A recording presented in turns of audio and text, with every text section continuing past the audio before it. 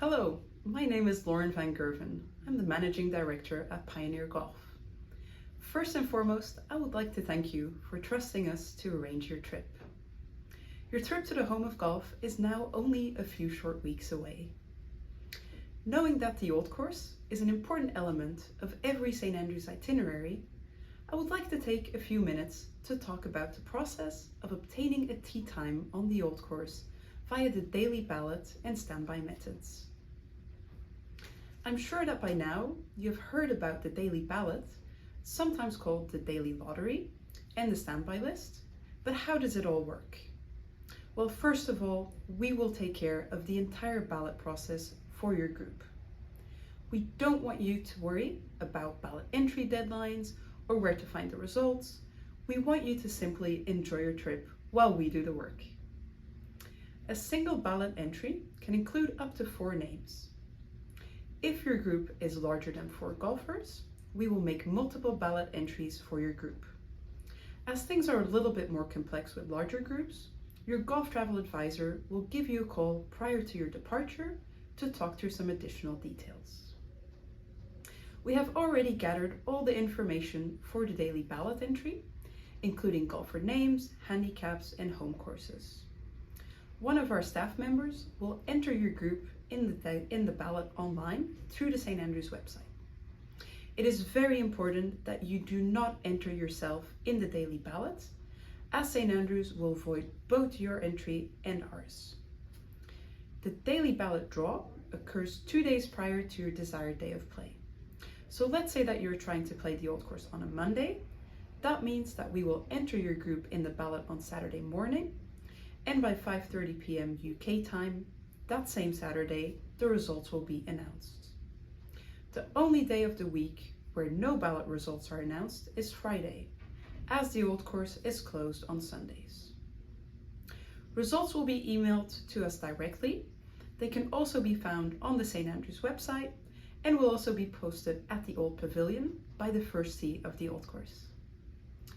Regardless of whether your ballot entry was successful or not, a Pioneer Golf representative will be reaching out to your group to notify you of the results.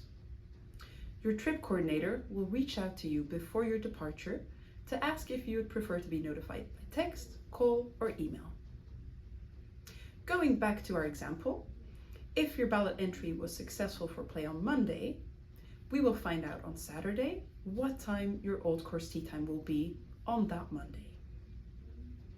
If you have a different round of golf scheduled for Monday, we will then work on moving your original Monday tee time to the day on your itinerary that we had left open to play the Old Course.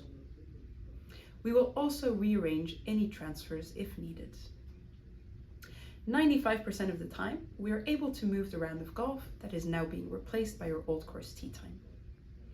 If for any reason we are not able to do so, we will be in touch with your group to further discuss.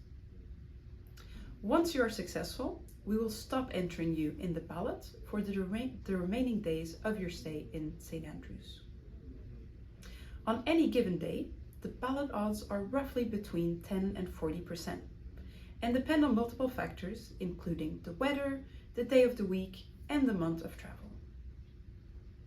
If your ballot entry is unsuccessful, we will enter you again for play the following day, and so on throughout your stay in St. Andrews.